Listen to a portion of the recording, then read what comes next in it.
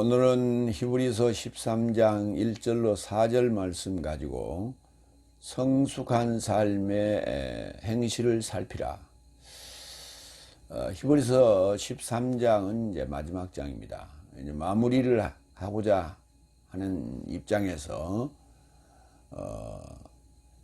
강을 건너 사망의 강을 건너온 자들의 이제 마지막 당부를 지금 드리는 그런 대목이 되겠습니다.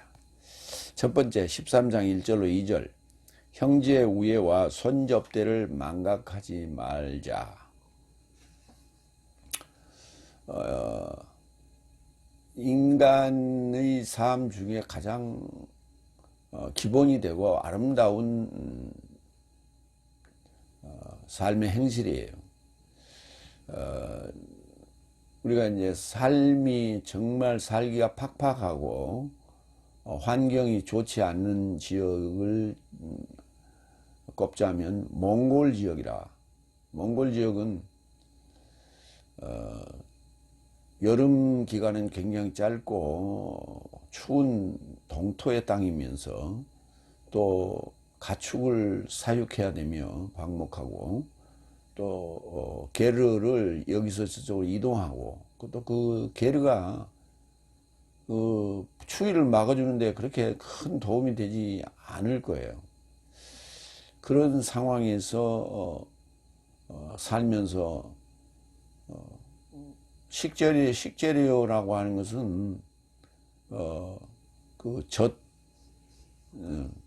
가축의 젖, 그 다음에 젖을 발효해서 만든 뭐 마유 정도, 뭐 치즈, 그 다음에 이제 고기, 그것밖에 없어요. 야채도 없고. 그렇게 팍팍한 살림살이인데도 불구하고 그들의 전통적인 그 생활 습관이라고 하는 것은 외지인들이 왔을 때 절대 그냥 보내는 법이 없어요. 그 환대를 하는 것 자체가 가장 아름다운 풍속이고 그렇다는 거예요. 그 게르 안에는 거기서 모든 생활이 다 온 식구가 한꺼번에 이루어진 곳인데 그곳에 객을 맞이해서 거기서 접대를 하고 그렇게 해서 접대해서 보내는 것이 그냥 왔다가 방문하고 그냥 보내는 게 아니라 옛날 우리 시골에서 누가 오면 뭐라도 끄집어내서 입 다시고 가시라고 그렇게 했죠. 뭐 그런 그 아름다운 풍속이 아직도 지금 남아 있단 말이에요. 가장 그런 게 어쩌면 우리 인간다운 모습이에요. 인간들의 모습. 그리고 인간들이 서로 만나면서 정을 나눌 수 있고 우대를 권고히 할 수 있는 그런 풍습이죠. 그런데 오늘 이제 언급을 그렇게 했어요. 형제 우애, 그 다음에 손접대. 이제 손접대는 이제 아브라함이 하나님의 사자를 접대한 내용을 통해서 그것 때문에 큰 낭패가 될 만한 상황을 전화위복으로 삼았던 그런 사연들이 있죠. 뭐 이런 얘기는 우리나라 옛날 얘기에도 많이 나와요. 스님이 뭐 바랑을 짊어지고 이제 동양을 다닐 때, 시주를 다닐 때, 거기에 이렇게 없는 살림에 시주를 했더니, 무슨 예언을 했다. 그래갖고 장차 높은 사람이 됐다든지, 돈을 많이 벌었다든지, 이런 얘기 많이 있잖아요. 막 그런 게, 그런 예화를 통해서 우리 삶 속에 그게 이제 녹아지고, 삶을 서로가 이렇게 윤택하게 하는 그런 쪽으로 이렇게 연결되는, 실생활에 적용될 수 있는 그런 얘기들을 지금 하고 있다. 그래서 이제 우리가 이제 현대 사회에서 너무나 각박한 살림살이 이런 상황을 좀 더 우리가 여유를 갖고 살자 하는 그런 의미도 되겠습니다. 첫 번째, 형제 우애가 머무르라. 형제라는 게 같이 한 집에서 이제 한 엄마의 젖을 먹고 자랄 때, 그리고 이제 점점 자라면서 서로 뭐 뺏어 먹고 아웅다웅하고 그럴 때는 별 문제가 없었어요. 하여튼 뭐 그렇게 티각티각 싸우면서도 컸어요. 그런데 뭐 이 우리 동물들이나 뭐 그 조류들이 뭐 한 둥지 안에서 먹이를 가지고 다투는 그런 모습하고 뭐 다를 게 없죠. 그런데 그 성장을 하면 대개 이제 수컷들은 출가를 해야 돼요. 그래서 자기가 자기의 영역, 자기의 세계, 자기의 가게를 꾸려나가야 되는 그런 막중한 책임이 있고, 그러면서도 이제 그렇다 보면은 영역 다툼이 되고 서로 형제 간에 싸울 수도 있고, 뭐 그런 얘기가 성경에도 많이 나오잖아요. 그런데 결코 그게 그렇게 썩 좋은 건 아니다라고 하는 거예요. 그 형제라는 의미가 뭐냐? 한 자궁에서 나온 피를 나눈 자들을 이제 형제라고 하는데, 권력이라는 것이 이제 앞서다 보면 그 형제를 다 제거를 해야 되잖아요. 왜? 그 반역의 불씨가 되니까. 그래서 이제 수양대군이 왕권을 조카의 왕권을 찬탈하고 난 후에 안평대군도 죽이고 막내 금성대군도 죽이고 그러잖아요. 그래서 그 피해 살육의 역사가 참 지금까지도 그것이 회자가 되고 있고 그때 그 잘못된 실수가 지금까지 사람들의 입살에 지금 오르내리고 있는 그런 지금 몇 년이 지났어요. 600년이 지났는데 지금도 그 수양에 대해서 아주 나쁜 숙부였다 이렇게 얘기하잖아요. 그러니까 형제간의 우애라고 하는 것은 두고두고 찬양할 거리가 되지만 형제간의 다툼으로 인한 그 불화는 세월이 간다고 잊어지진 않아요. 그 장면을 목격하고 또 그 얘기를 들었던 자들은 늘 회자됩니다. 저희 마을에서도 그런 일이 있었죠. 그런데 그게 지금도 아직도 그 상처가 후유증이 지금도 있고 지금도 기억이 나요. 굉장히 그게 형제간에 그 형제가 아닌 이웃끼리 뭐 다툴 수 있는 문제는 그건 그냥 쉽사리 잊어집니다. 쉽사리 잊어지는데 형제간에 다툰 문제는 굉장히 오래 갑니다. 상처도 깊고 후유증도 있고요. 그래서 그렇지 말라고 하는 거예요. 그러니까 이제 셋째 날까지, 넷째 날, 다섯 날까지 있었던 그런 형제의 갈등을 여섯째 날에는 이제 봉합을 해야 된다라고 하는 거예요. 그래서 여섯째 날 교회가 필라델피아 교회입니다. 그래 필라델피아가 이게 형제 우애라는 단어예요. 형제 우애. 여기 이제 오늘 등장할 겁니다. 형제 우애, 필라델피아. 머무르라는 단어는 맨오고요. 그 다음에 필라델피아 교회는 필라델페이아로 이렇게 조금 바꿨어요. 그러니까 필라델피아도 여성명사, 필라델페이아도 여성명사인데 필라델페이아는 고유명사처럼 지금 쓰고 있다. 그래서 그 이제 필라델피아 교회 이름이 필라델페이아예요. 정확히는. 먼저 필라델피아부터 보겠습니다. 베드로후서 1장 5절 7절. 이에 동등하게 내 삶은 모든 속도를 적절히 활용하여 내 삶의 믿음 안에 덕을, 덕 안에 지식을, 지식 안에 절제를, 절제 안에 인내를, 인내 안에 경외를, 경외 안에 형제 우애를, 형제 우애 안에 사랑을 접하여 공급하라. 그러니까 사랑이라고 하는 그 앞에 꼭 이 형제 우애가 등장합니다. 그래서 거의 막바지에 형제 우애가 등장해요. 이만큼 이 형제 우애가 중요하다. 그러니까 나이가 점점 먹어갈수록 형제 우애는 하나님의 나라 안에서든 그 다음에 우리 인간 사회에서든 그 중요하다 라고 하는 문제예요. 그 우리가 이제 형제는 가까웠죠. 형제는 가까웠어요. 그래서 어렸을 때는 큰 언니가 큰 오빠가 이렇게 그 동생들을 건사하고 지켜주고 그랬잖아요.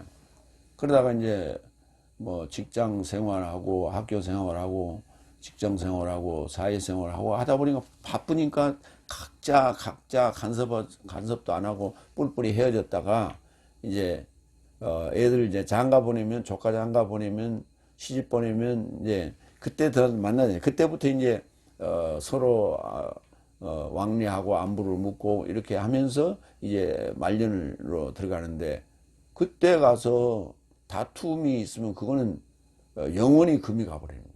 그때부터. 그래서 자녀들이 시집장가 보내고 할 때 이제 그때부터 서로 왕래하면서 형제간에는 사랑, 우애를 돈독히 하는 그런 뭐랄까 흐름이요. 흐름이 그렇게 만들어놨어요.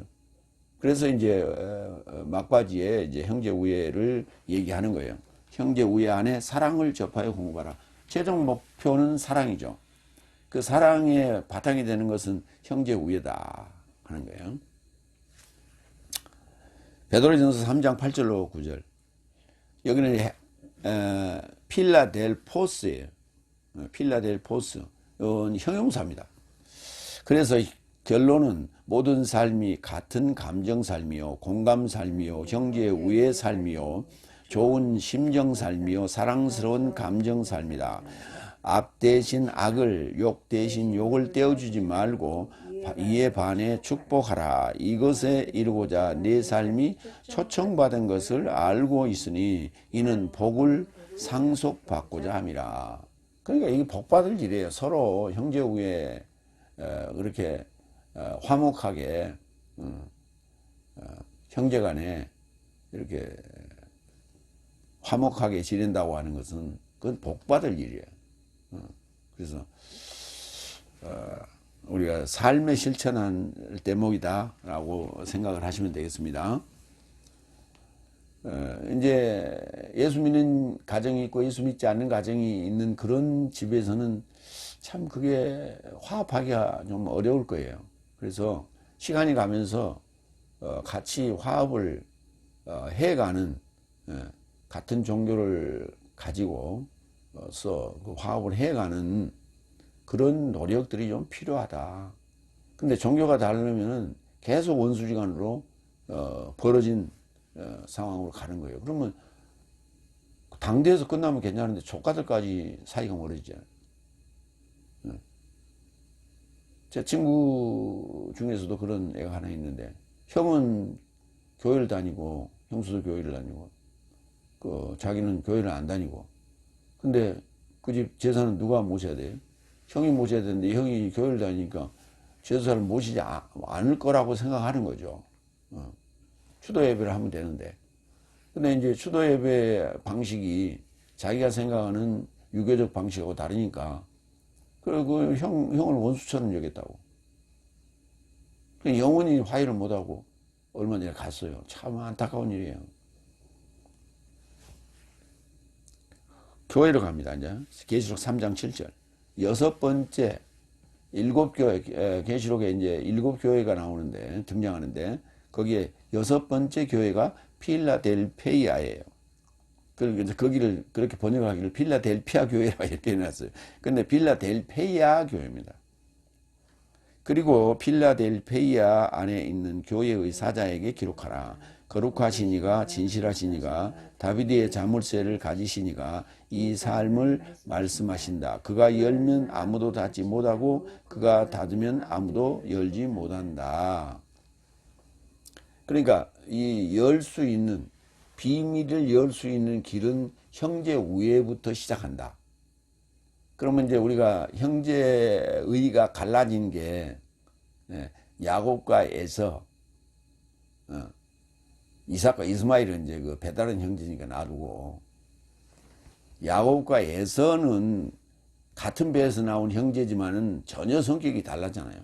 사는 방식도 추구하는 목적도 달랐기 때문에 어쨌든 그렇지만은 에서가 장자권을 팥죽 한 그릇에 야곱한테 팔았고 또 마지막에 이제 이삭이 축복을 하고 이제 이 세상을 하직하려고 하는 그런 입장에서 별미를 요구했는데 그 얘기를 에서한테 부탁을 했는데 그 어미가 그걸 듣고 에서가 그 사냥하러 나가는 사이에 그냥 모사를 꾸며가지고 음식을 만들어서 팔에 털을 붙이고 털옷을 입히고 해가지고 그 에서 인양 꾸며가지고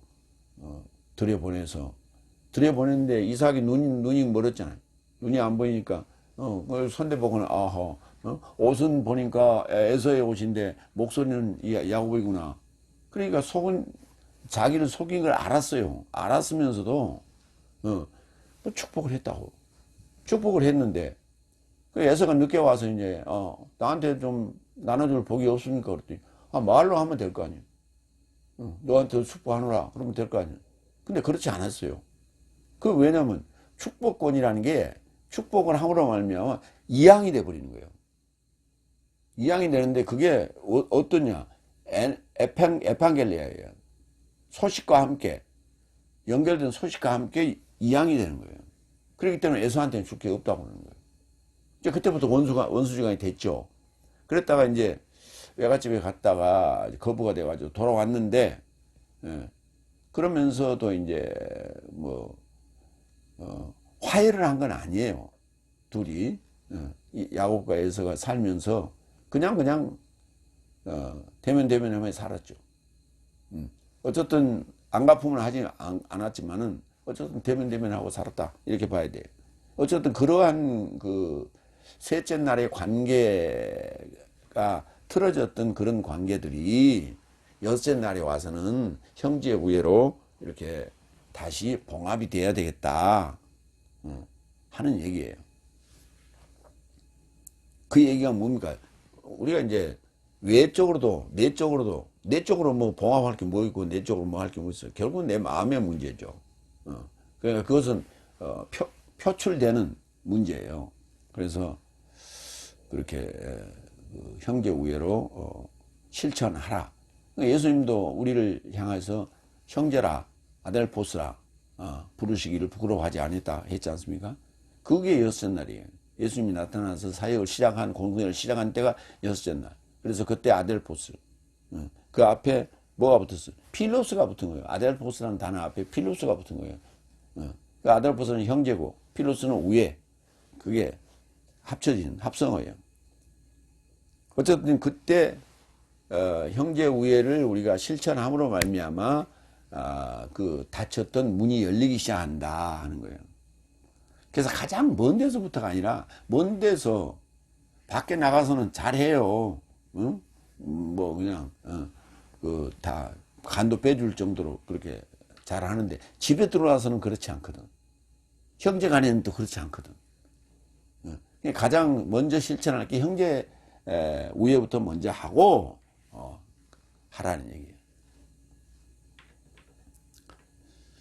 다음 요한복음 15장 4절. 내 삶은 내 안에 머물라. 이제 그 머무르라고 하는 매너에 대한 얘기입니다. 형제 우애가 머물러야 된다.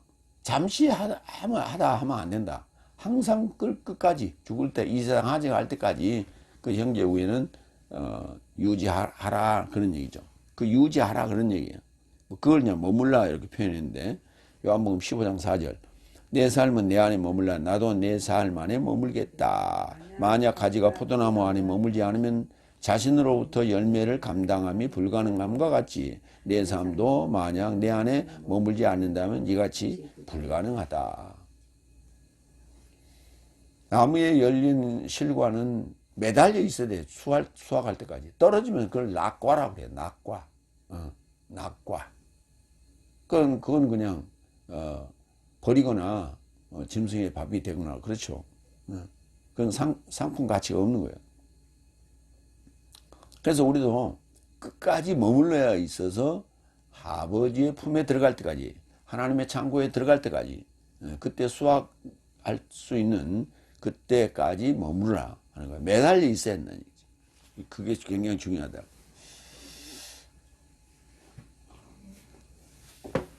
그 매달려 있다라고 하는 것은 뭐냐면 힘이 있어야 돼요. 우리가 철봉에 매달려 있을 때 힘 없으면 떨어지잖아요. 매달려 있어야 돼. 그 매달려 있으려면 팔에 근육에 힘이 있어야 돼. 그럼 어떻게 해야 돼? 평상시 근력 운동을 열심히 하고 해야만이 오랫동안 매달릴 수가 있죠. 그와 같이 우리가 하나님의 말씀으로 내공을 잘 채웠을 때 그 하나님의 말씀의 사역에 매달려 있을 수 있는 힘이 생기는 거예요. 그렇지 않으면 인내력이 부족해서 그냥 힘이 없어서 그냥 중간에 포기하는 거예요. 그래서 구원을 향해 가는 것은 경주와 같다라는 표현을 여러 가지 하잖아요. 경주와 같은 거예요. 두 번째, 2절. 손접대에 대해 망각하지 말라. 왜냐하면 이로 인하여 환대한 어떤 사자 삶인지 저 삶은 모르는 사이였다. 이제 그 아브라함 얘기를 하는 거예요. 아브라함의 그 사자들을 접대했던 얘기. 그 짐승을 잡아서 염소를 잡아서 환대한 얘기를 한 건데 그건 누군지 모르고 했다는 거예요. 누구세요? 어디서 오셨어요? 라고 물어보지도 않고 그 지나가는 나그네들이 들렸으니까 그냥 의례적으로 한 거예요. 그러니까 우리 그 지금 이제 갈대아 우르에서 살다가 거의 온 거 아니에요? 가나안 땅으로. 근데 갈대아 우르에서 살던 그 풍습대로 한 거 그냥. 그런 풍습들이 지금 아직 몽골 같은 데는 아직 남아있다는 거예요, 지금. 우리한테는 남아있었죠. 어렴풋이 남아있죠.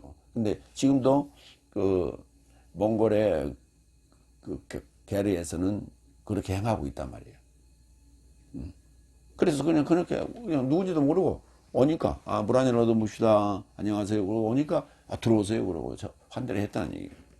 근데 누군지 알지도 못하고 왜냐하면 상대를 알게 되면 그 상대의 무슨 직급이나 신분에 따라서 그게 그 환대의 그 깊이가 달라질 수 있잖아요. 그래서 그런 거 없이 그냥 일상적으로 하던 대로 계속 했다는 얘기예요. 그 얘기를 하는 거예요. 그런 예가 있는 것처럼 손접대에 대해 망각하지 말라 하는 얘기예요. 그러니까 이게 이제 우리는 그렇게 손접대를 해가지고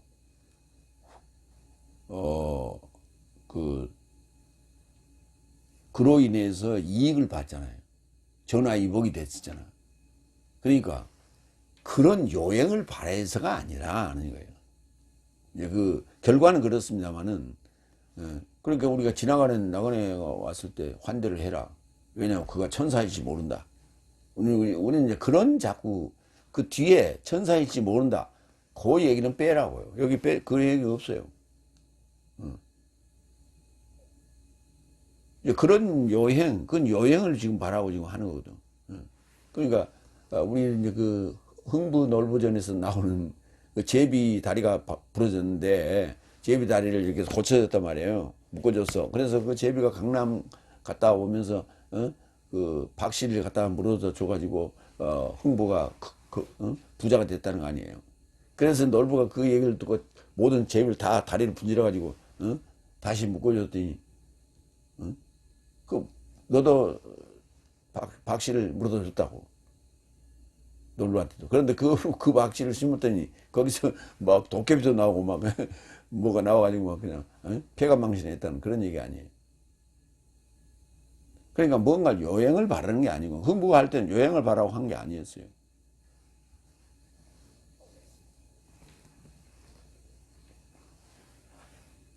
손접대라는 단어는 필로크세니아. 망각하다는 단어는 에피란타노마이. 손접대에 대해서 봅니다. 로마 12장 9절로 13절. 사랑은 위선이 없으니 나쁜 것을 혐오하라. 선에게 달라붙게 되어라. 형제 우애로 서로 삶에 이루고자 우애하고 존경으로 서로 삶을 앞서 지도하라. 속도로 늦추지 말며 영으로 열렬하라. 때에 종살이하라. 소망으로 기뻐하라. 재앙에 견디라.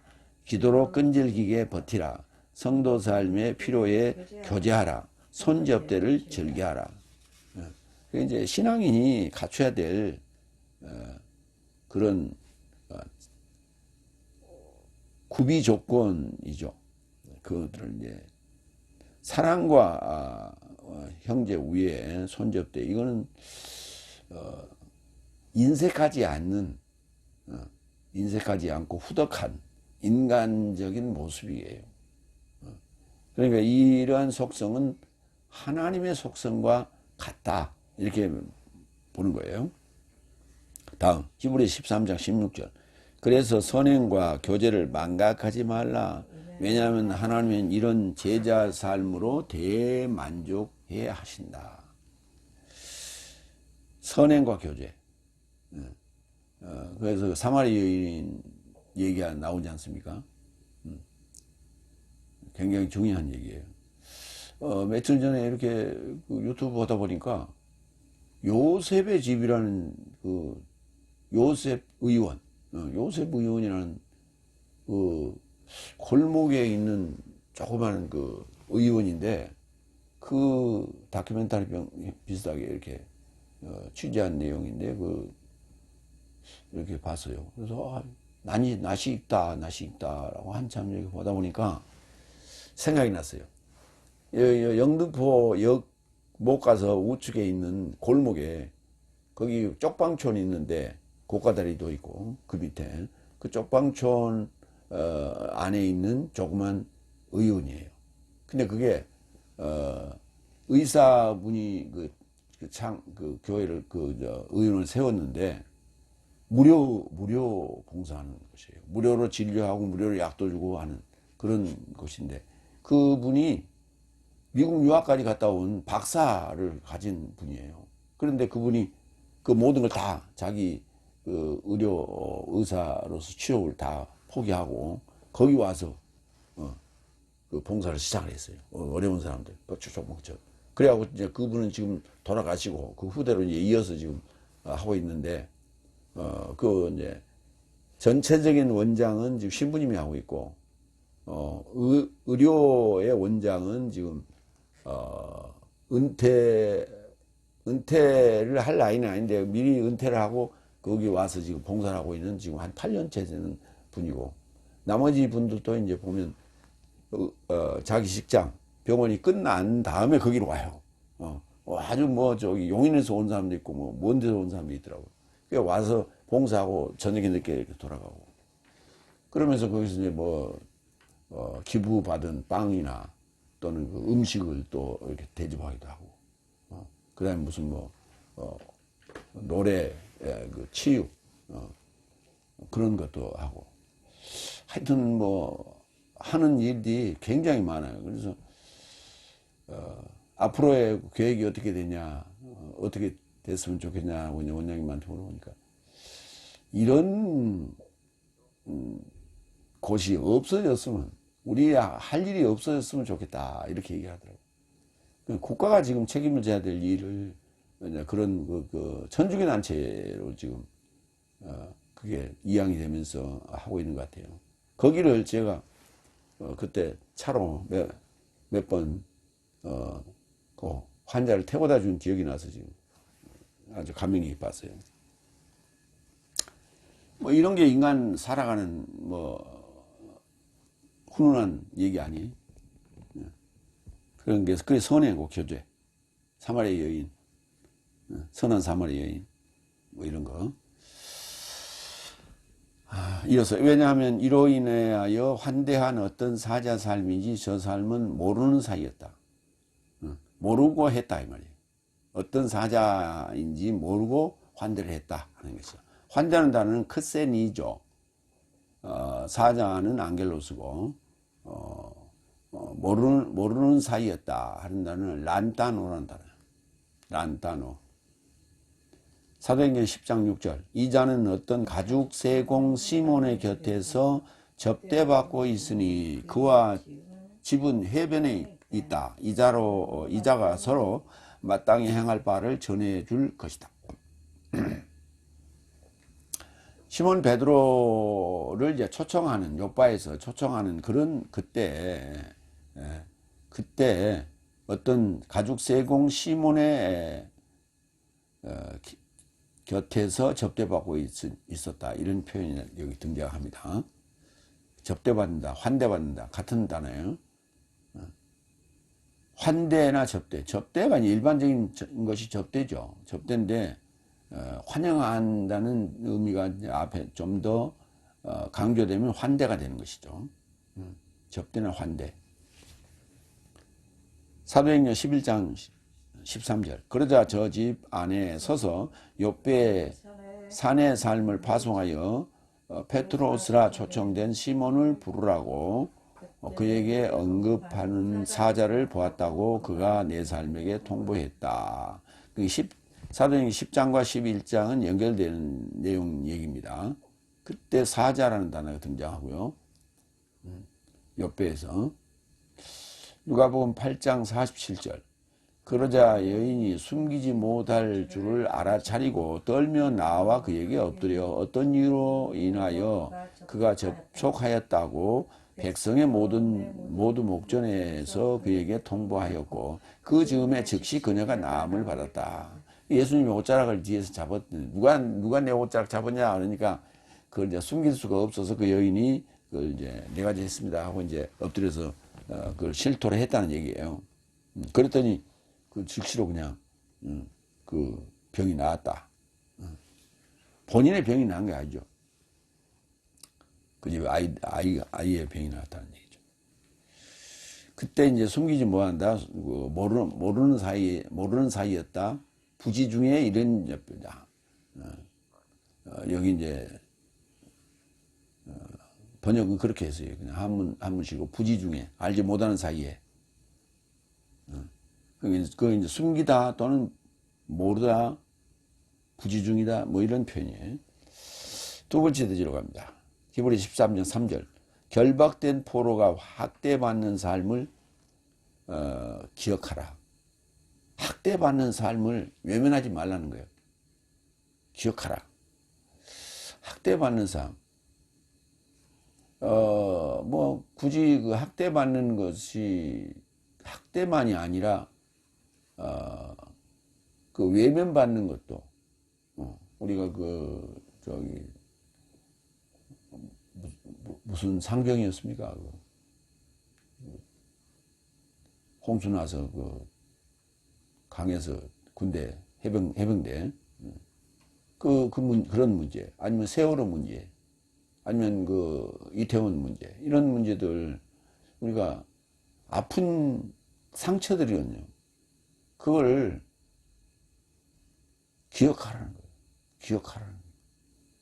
그 아픈 상처들을 시간이 갔다고 아무렇으려니 하지만 그 상처가 오래 갑니다. 상처가 오래 가는 거예요. 그래서 상처는 덮어둔다고 아무는 게 아니에요. 자꾸 이렇게 기억해주고 서로 보듬어주고 하면서 그때 아물기 시작하는 거예요. 상처는 건드렸다 아물었다 이렇게 해야만이 완전히 아물어지는 거예요. 그러니까 매년 그 기일이 되면 우리가 기억하는 그런 행사를 하잖아요. 그러면 야 상처를 왜 자꾸 아물어 가고 있는데 자꾸 긁어서 부스럼을 내느냐. 일부 층에서는 그렇게 얘기를 한단 말이에요. 근데 우리 몸 안에 있는 이런 상처들도요. 가만 놔둔다고 그게 상처가 그냥 아무는 게 아니에요. 가려울 때 긁지 마라 그러죠. 긁는 건 아니지만은 그때 뭐 약을 발라서 이렇게 약을 딱지가 졌는데 그 위에 또 약을 발라봐야 그게 스며들겠어요? 안 스며들지. 그러면 약을 발라가지고 이렇게 문지르면은 딱지가 벗겨지죠. 그때 약이 들어가는 거예요. 근데 그때는 아프죠, 쓰리고. 그런 과정을 거쳐서, 그 상처가 아무는 거예요. 그래서 1년 지나고 2년 지났는데 무관심해 버려. 아무 오지도 않아요. 그러면 상처가 더 깊어지는 거예요. 그렇죠. 사람들 만나기 싫어해. 얼마나 그 슬픈 얘기입니까?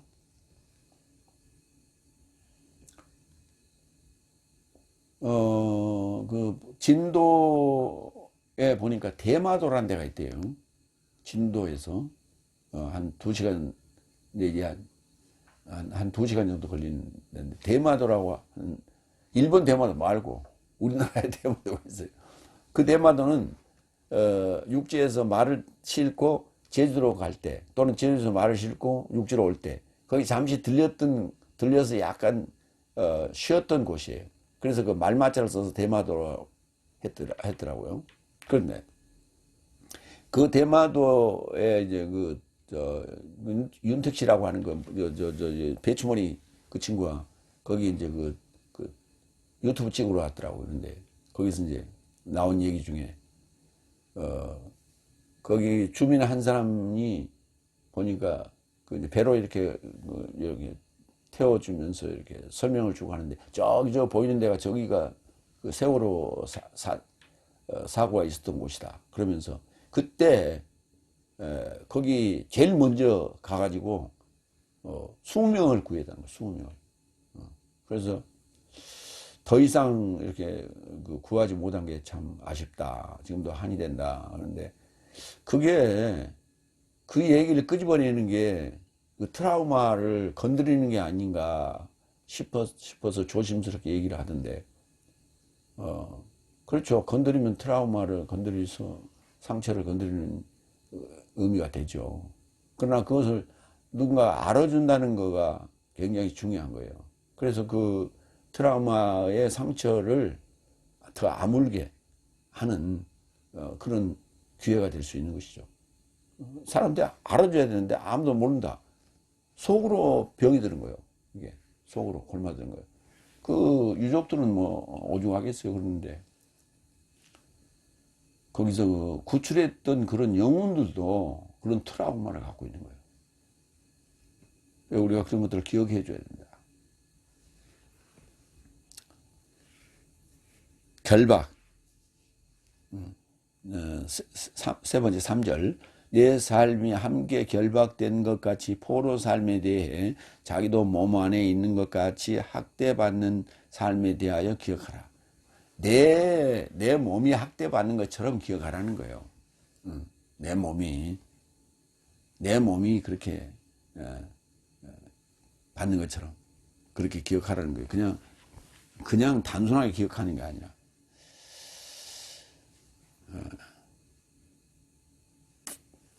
결박이라는 단어는 쉰대어예요.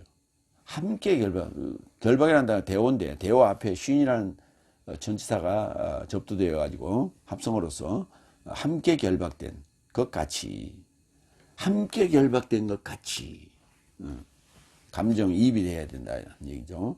같이 포로 삶에 대해서 데스미오스 묶인 자죠. 묶인 삶. 포로데우스, 데스미오스. 요한복음 19장 40절. 그런즉 예수스의 몸을 취하여 향품에 결합하여 삼배로 결박했으니, 그때 데오라는 단어를 쓰죠. 데오라는 단어 앞에 쉰이 붙어갖고 쉰데오가 됐어요. 함께 결박된 거예요. 함께 결박된다는 단어는 딱 한 번 쓰였기 때문에 데오를 우리가 끄집고 왔어요. 결박했으니 유대인 삶에게 장례 관습과 같이 한 것이다. 예수님 장례를 그렇게 했다는 얘기죠. 그때 예수님 장례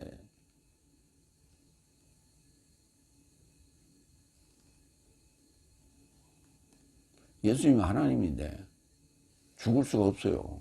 난 늘 얘기하지만 예수님의 몸에 향품을 넣고 이제 결박해서 이렇게 우리가 그 장례 시킬 때 그 결박하는 걸 뭐라고 그래요?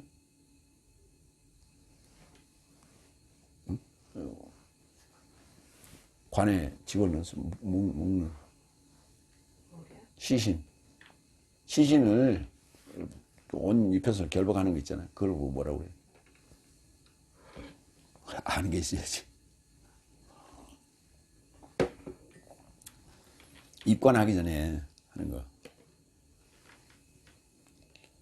이제 그 장례 관습이라는 게 뭐냐면 이게 인간의 장례 관습이에요.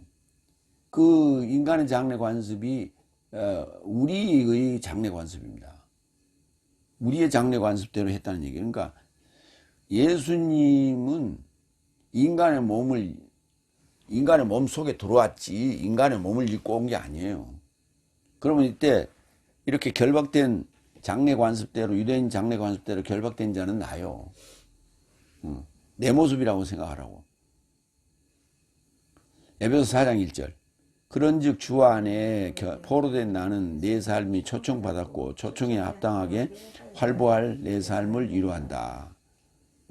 주 안에 포로된 나, 주 안에 결박된 나, 또는 주 안에 포로된 나. 근데 이걸 이제 포로됐다는 것을 죄수라고 이렇게 번역했더라고요. 죄수와 포로는 틀려요. 포로는 전쟁 포로. 그 죄수가 아니잖아요. 상대한테 내가 잡힌 거죠. 상대한테 잡힌 거예요.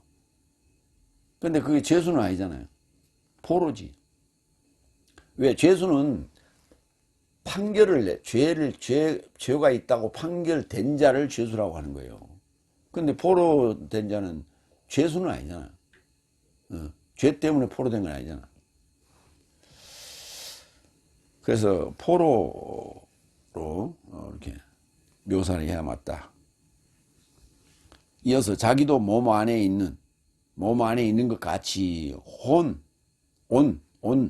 에이미의 분사꼴로 몸 안에 있는 것 같이 몸 안에 소마 안에 있는 것 같이 호스 이렇게 썼어요. 학대받는 카쿠케오 학대받는다. 카쿠케오 삶에 대해 기억하라. 밈네스코 기억하라. 히브리서 11장 37절. 저 삶은 돌팔매 맞았고 톱질당했고 시험당했고 검의 살해 안에서 죽었고 양의 가죽 안에서 방랑했으며 염소 가죽 안에서 궁핍해지고 억압당하고 괴롭힘 받았다. 그 단어가 괴롭힘 받았다는 단어가 학대받았다는 얘기예요. 그래서 이제 괴롭힘 받는 거 우리말이고 학대받는다는 단어는 한문이고 그렇습니다. 히브리서 2장 6절. 그런데 누가 어디에 밝히 증언하여 가로되 당신이 저에 대해 기억하여 하셨기 때문에 사람이 누구이며 당신이 저를 돌보시기 때문에 사람의 아들이 누구입니까? 하나님과의 이제 대화 중에 나오는 얘기죠. 히브리서 2장에. 그때 당신이 저에 대해서 기억한 저 아들은 저자는 누굽니까? 예수님 인자를 지금 얘기하는 거예요. 인자에 대해서 기억하고 하는 거예요. 그러니까 그런데 예수님을 인자로 표현했잖아요. 히브리서 2장에서 예수님을 인자로 표현했는데 인자가 뭐예요? 사람의 아들이라는 얘기 아니에요. 예수님이 누구냐? 하나님이에요. 하나님이 내 안에 들어오신 거예요. 그 상황을 예수님이라 이렇게 표현하는데 내 안에 들어와 있는 합쳐진 모습을 표현할 때는 인자로 표현하는 거예요. 하나님의 아들 또는 인자로. 그 다음에 내 안에 계신 그분만을 이렇게 구분해서 얘기할 때는 예수님이라고 우리가 얘기하는 거예요. 성경을 볼 때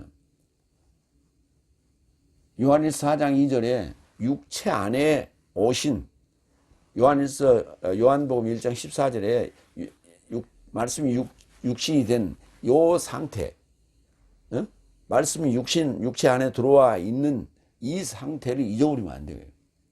이게 이 상태에서 복음서를 봐야 되고 그 이후에 서신들을 봐야 돼요. 그래서 장례 지냈다. 예수님을 장례 지냈다 하면 예수님 혼자 장례시는 게 아니라 내 몸도 같이 가는 거예요. 내가 그리스도와 함께 죽었으니까. 그때는 함께 장례 지내지는 거고. 여기 인자라고 하는, 인자가 누구시길래 나를 기억하십니까? 그런 표현이 히브리서 2장에 나오는데, 그때 그 인자는 나를 지금 지칭하고 있는 거예요. 나와 예수님이 함께 한 몸 되어 있는 모습으로 그 상태에서 봐야 돼요. 예수님이 육체를 입고 단독으로 이렇게 이렇게 나온 게 아니라니까. 나를 통해서 하나님이 자신을 보여준 거예요. 공생애를 통해서. 내가 없으면, 우리가 없으면 하나님이 자신을 표현할 길이 없는 거예요. 그러니까 하나님은 영이신데 그 모습을 드러낼 수가 없잖아요. 그러니까 내 안에, 사람이 육체 안에 들어오셔가지고 예수라는 이름으로 표현한 거예요. 공생애를. 나를 구원하는 그 공생애 기간을 연출하신 거예요. 근데 신학에서는 그런 말이 없거든. 지금 신학이 신론, 인간론, 죄론, 종말론, 성령론 이렇게 다 구분해 놨는데 거기서는 그런 말이 없어요. 그러니까 배운 신학대로 그냥 성경을 이해할 때 재단해 버리니까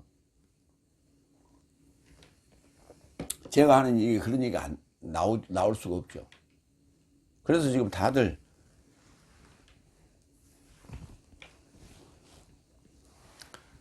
우리가 이제 정원에 있는 나무가 참 예쁘다, 아름답다, 이렇게 되게 우리가 보는데 전부 다 뭐예요? 그건 자연미가 하나도 없는 거예요. 다 인공미가 다 전정가위로 잘라가지고 다 이렇게 해놓은 거예요. 실학이라고 하는 것은 전정가위를 대고 전부 자르는 거, 이발소에서 이발한 것 같이 이렇게 자르는 그런 모습이에요. 그래서 그게 자연 실체가 아니에요. 자연적인 실체의 교리를 도출해내려면 성경을 봐야 돼요. 성경을. 근데 신학 교리를 배워가지고 그걸 앞세우면은 전정가위로 다 잘라놓은 그런 정원수와 다를 바가 없다고. 그렇게 이해하시면 됩니다. 세 번째, 히브리서 13장 4절.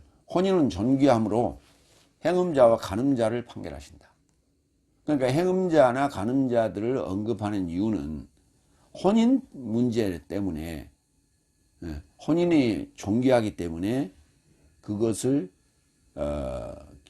이렇게 행음하듯이 그렇게 하지 말고, 그 다음에 간음하지도 말고. 그러니까 행음은 뭐냐면, 행음자와 간음자를 둘 다 남성인데, 행음은 결혼했거나 결혼 안 한 자 있으면 하여튼 성적으로 문란한 모습을 행음이라고 하고, 간음이라고 하는 것은 결혼한 기혼자의 입장에서 지금 얘기하는 거예요. 그러면 간음죄를 지은 자가 누구예요?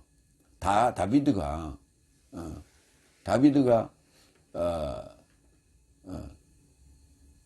간음을 한 거죠.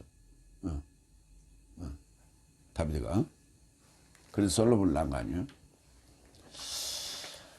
네 번째, 4절. 모든 삶 안에서 혼인은 존귀하니 침솔은 더럽히지 않게. 그래서 행음자 삶과 간음자 삶을 하나님이 판결하신다.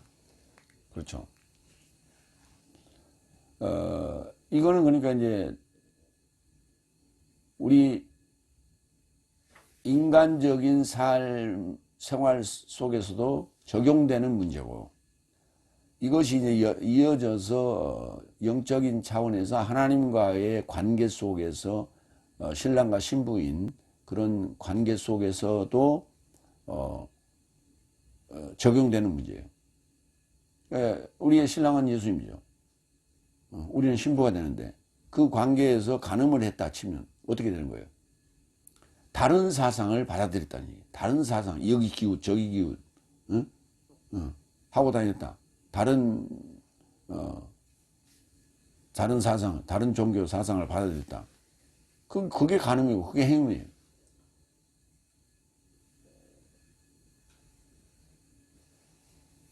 그러니까 4차원적 영적 세계는 영적 세계를 설명하기 위해서 지금 3차원의 육적 세계를 만들어 둔 거예요. 그래서 영적 세계를 이해하는 데 있어서 이 육적 세계를 속에서 우리의 관습, 풍습 이런 걸 통해서 이미 영적 세계를 암시하고 있던 거예요. 그래서 성경은 영적 세계를 육적 세계를 빙자해서 영적 세계를 얘기하고 있는 거예요. 그래서 우리는 이제 영적 세계 따로 보고 육적 세계 따로 보고 그런 게 아니라 같이 육적 세계도 우리의 도덕적인 윤리적인 문제가 그렇게 했기 때문에 거의 그래 여기 성경하고 다를 게 없어요. 성경과 다를 바가 없다고. 그러니까 전 세계 인류 중에 그 약간씩 풍속이 다른 풍속이 좀 있기는 합니다만은 대체적으로 다 대동소이합니다. 혼인이라는 단어는 가모스, 존귀하다는 단어는 티미오스, 침소라는 단어는 코이테, 더럽히지 않다라는 단어는 형용사인데 아미안토스, 혼인 정보입니다. 계시록 19장 7절로 9절. 일반적인 혼인은 잘 아는 얘기니까. 내 삶은 기뻐하고 즐거워하고 그에게 영광을 드리자. 이는 희생양의 혼인이 왔고 그의 여인은 자신을 준비하였다. 그리고 찬란하고 깨끗한 세마포 옷을 걸치게 하려고 그녀에게 주어졌다. 왜냐하면 세마포 옷은 거룩한 삶의 의로움이다. 그리고 그가 나에게 말한다. 기록하라. 희생양의 혼인 만찬에 이르고자 초청된 삶은 행복하다. 그리고 그가 나에게 말한다. 이 삶은 하나님의 참된 말씀 삶이다. 아니 혼인 얘기를 계속 하다가 9절에 가서 9절이 봐서요.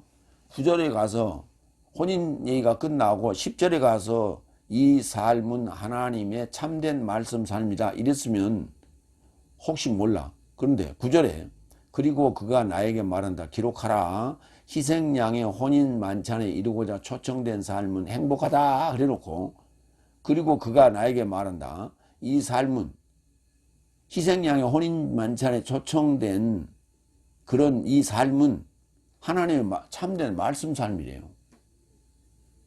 그러니까 혼인잔치에 희생양의 혼인잔치에 참여했다는 얘기는 무슨 말이에요? 하나님의 말씀잔치에 참여한 거예요. 근데 그 말씀잔치에 참여한 나는 의로워야 돼요. 신부로서 의로워야 돼요. 왜? 찬란하고 깨끗한 세마포 옷을 걸치게 하려고 그녀에게 주어졌는데 그 세마포 옷은 거룩한 삶의 의로움이다. 거룩한 삶이고 의로움이요. 의로운 자라고. 의로운 자의 표징이에요. 그게 세마포옷이. 세마포옷이 표징이요. 우리가 세마포 옷이라고 했는데 이제 그 결혼식 때 웨딩드레스라고 생각하시면 돼요. 웨딩드레스가 거의 다 하얀색으로 만들고 지금 이제 현대 그 직조물로 만들지만은 그게 이제 우리 한산모시 같은 그런 걸 입고 결혼식 하기도 하죠. 그런 어떤 정말 이렇게 막 비칠 정도로 그런 옷이잖아요. 그 웨딩드레스가. 그 웨딩드레스가 바로 옷이 아니라 거룩한 삶이고 그 자체가 의로움이에요. 그게 의로움의 표시예요. 그러니까 이제 우리가 웨딩드레스를 입는 그 신부는 순결과 성결의 상징 아니에요. 순백색 이렇게 얘기하잖아요. 그러니까 그게 그 자체로 상징이지. 그걸 입었다고 그게 갑자기 순결해지거나 순백색이 되는 건 아니에요, 사람이. 그러니까 하나님의 말씀, 참된 말씀 삶에 참여한다라고 하는 것은 내 자신이 거룩해지고 내 삶이 의로워지는 거예요. 근데 맨날 거기 하나님의 예배에 늘 참석해가지고 붕해가 됐든 예배가 됐든 참석해가지고 주여 죄인으로소이다 맨날 죄인으로소이다만 하고 있어. 죄인으로소이다라고 하는 고백은 예수님을 만났을 때 하는 거예요. 처음 만났을 때 여섯째 날 다섯째 날까지 해서 여섯째 날 들어오면서 예수님을 만났을 때 그때 내가 나는 죄인이었습니다라고 하는 그 죄의 고백을 하는 것이지 그걸 갖다가 죄인하고 바리새인하고 둘이 를 비교해서 복음서에 그 예를 들었잖아요. 그게 이제 나는 죄인으로소이다라고 고백한 그 자를 예수님이 칭찬해 줬다고 맨날 그래 맨날 죽을 때까지.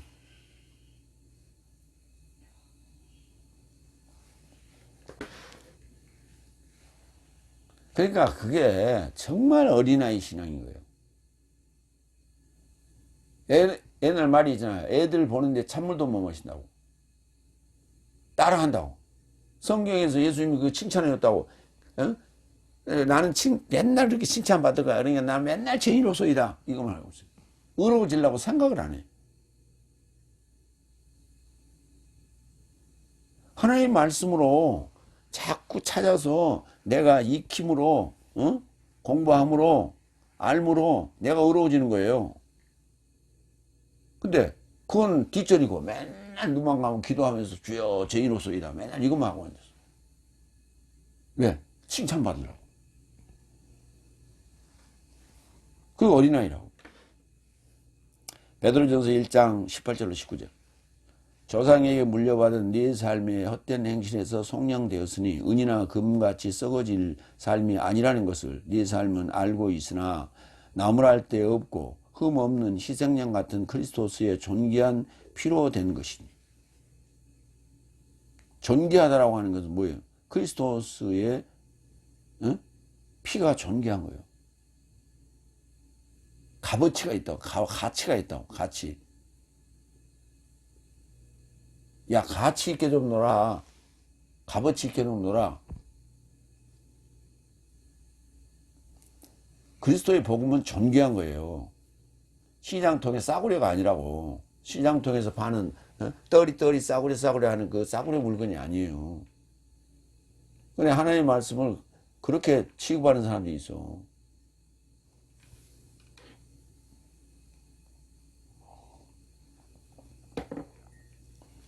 예, 천당 불신지옥.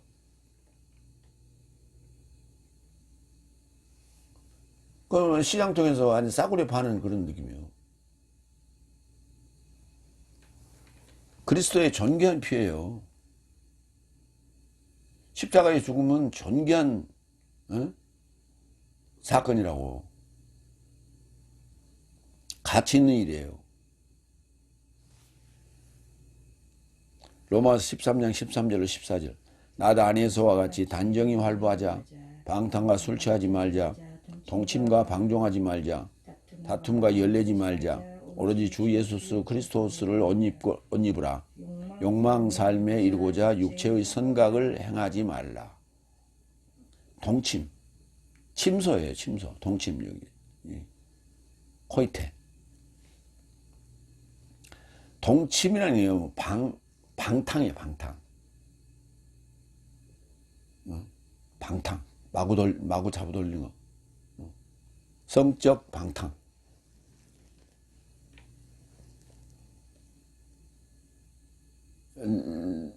우리 그 선비정 시인은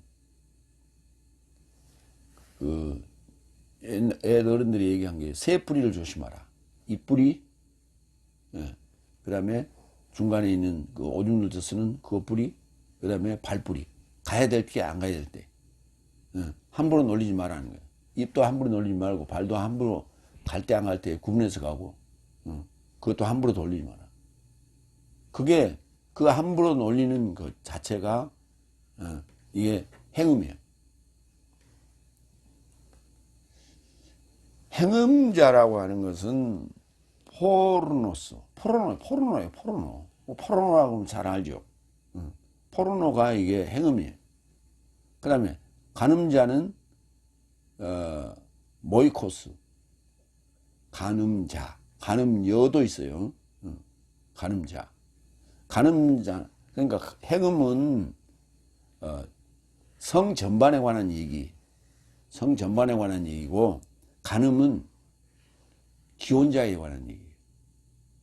자기 짝이 있는, 배우자가 있는 자들을 그들이 잘못할 때 간음 또는 간통 그러잖아요. 그래서 행음자 삶과 간음자 삶을 하나님이 판결할 것이다. 당연히 판결해야죠. 에베소 5장 5절. 왜냐하면 네 삶이 이것을 알라는 것이다. 모든 행음자, 동침이나 또는 통칭인데, 난잡한 성행위를 통칭하는 게 행음자. 모든 행음자나 더러운 자나 편치하는 자는 우상숭배하는 것이다. 그러니까 성적 난잡함인데, 이거를 영적으로는 사상의 난잡함이에요. 이 사상도 받아들이고 저 사상도 받아들이고 막 짬뽕하는 거예요. 그걸 행음이라고 합니다. 그걸 뭐라고 하냐면 우상숭배라고 그랬어요. 저는 그리스도스와 하나님 나라 안에서 상속을 갖지 못한다는 것이다. 당연히 못 받죠. 계시록 21장 8절.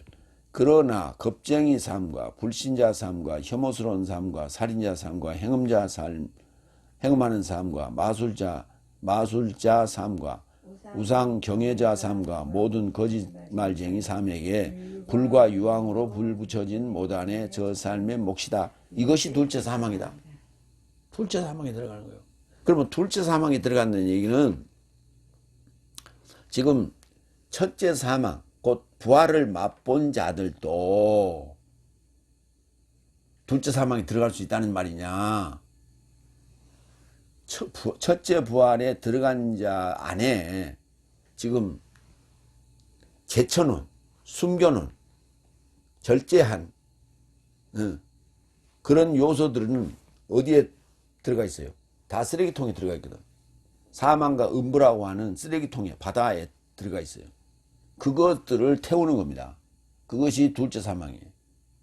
그러니까 첫째 부활에 들어갔다 하더라도, 첫째 부활에 들어갔다는 얘기는 첫째 사망에 들어갔다가 부활한 자를 첫째 부활에 들어갔다 이렇게 얘기를 하는데, 그때 그 사망 안에 아직도 그 과거의 구습의 잔재가 기억이 남아 있어요.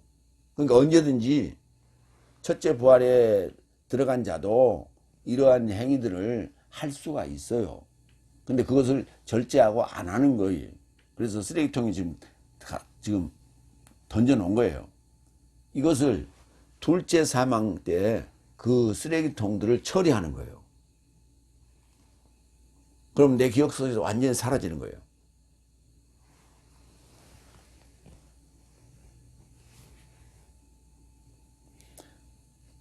그런데 그 쓰레기통에 있는 그런 기억들을, 그것들 끄집어내지 말라는 얘기예요. 그래서 경고하고 권고하는 거예요.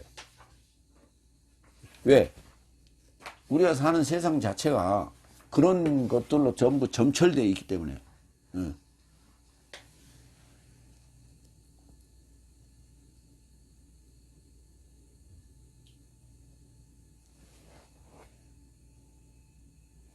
그래서 같은 공기를 우리가 마시고 살지만 어느 지역은 오염된 공기가 있고 어느 지역은 공기가 맑고 그러잖아요.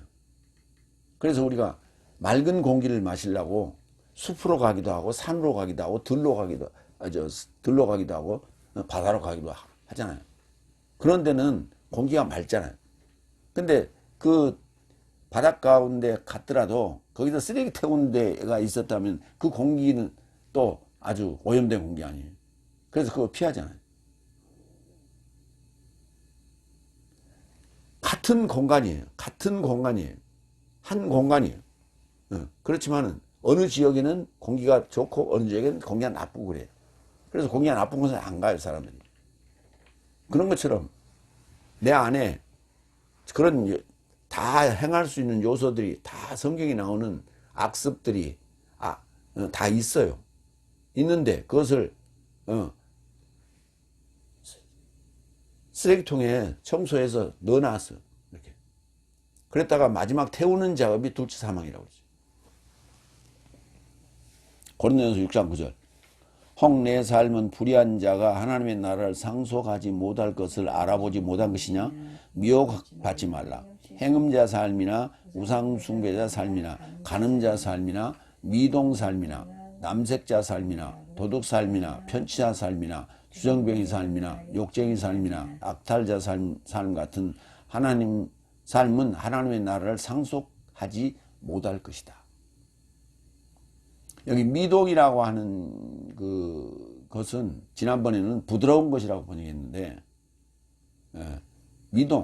미동이라야 이해가 훨씬 가요. 무슨 말이냐면 남성 명사인데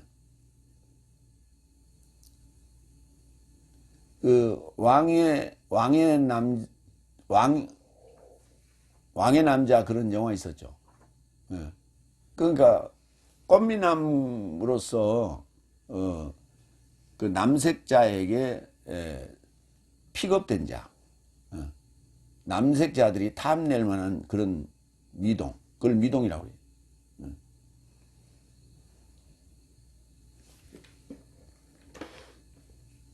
그 미동이 아마 천주교의 그 신부가 이렇게 미사 들어올 때 미사 전에 와서 불 켜고 뭐 잔 갖다 놓고 하는 애들이 있어요. 그 꼬마 애들을 시키고 그것도 아마 미동이라고 그럴 거예요. 그런 비슷한 유형의 말로 써요.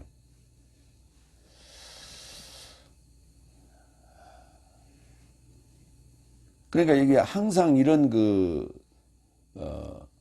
도덕적으로 윤리적으로 좋지 못한 내용들을 쓸 때 항상 함께 등장하는 단어가 우상숭배라는 단어가 등장해요. 같이. 왜? 그게 우상숭배라는 단어가 빠져버리면 이게 영적인 측면을 안 보고 육적인 측면으로 부각되기 때문에 우상숭배라는 말을 꼭 넣어요. 꼭 들어가 있어요. 그래서 이제 우리가 이 육적인 측면과 영적인 측면을 같이 봐야 된다. 그래서 자총용 우베코 이런 식으로 항상 비교해서 봐라. 데살로니가 후서 2장 12절. 이는 진리로 믿지 않고 오히려 불의 안에서 좋게 생각하는 모든 삶이 판결받게 하려 합니다. 판결받는단 말은 좋은 자가 판결받으면 안 되죠. 좋은 일을 했는데, 의로운 일을 했는데, 또는 아무 일도 안 했는데 그가 모함을 받아 판결받는다고 하는 건 조작이에요. 거짓 조작. 지금 요새 거짓 조작에 의해서 기소한 그 검사들 계속 지금 청문회하고 있잖아요. 죽을 지경이에요, 본인들은. 아니라고 지금 와서 우기고 있는데 본인들은 지금 아마 집에 가서 잠 못 잘 거예요. 온 국민들이 다 보고 있잖아요. 그래서 그들의 과거에 잘못한 권력 남용한 잘못한 내용들이 다 지금 백일하게 드러나고 있기 때문에 그전에는 그런가 보다. 그런 일이 있었던 것 같다. 뉴스에 잠깐 이렇게 비치고 했기 때문에 한쪽 얘기, 이쪽 얘기는 뭐 아니라고 그래. 이쪽 얘기는 그렇다라고. 뭐 이런 식이었는데 이제는 국회에 나와가지고 아주 백일하게 다 지금 낱낱이 까발리고 있잖아요. 그게 판결이에요, 그게. 마찬가지로 우리의 육적인 삶이나 영적인 삶의 잘못을 포괄해서 하나님께서 판결하실 것이요. 마무리합니다. 그래서 성숙한 삶의 행실을 우리가 잘 살피자 하는 얘기예요. 언제까지? 끝까지. 마무리할 때까지. 형제 우애와 손접대를 망각하지 말고 내 삶이 함께 결박된 것 같이 포로 삶을 내 몸같이 학대받는 삶을 기억하라. 혼인은 정죄하니 침소는 더럽히지 않게 하고 그렇지 않으면 행음자 삶과 가늠자 삶을 하나님이 판결할 것이다. 그래서 성숙한 삶을 통해서 그리스도인들이 외면받지 않고 손가락받지 않는 그런 삶이 됐으면 합니다. 아멘. 기도하겠습니다.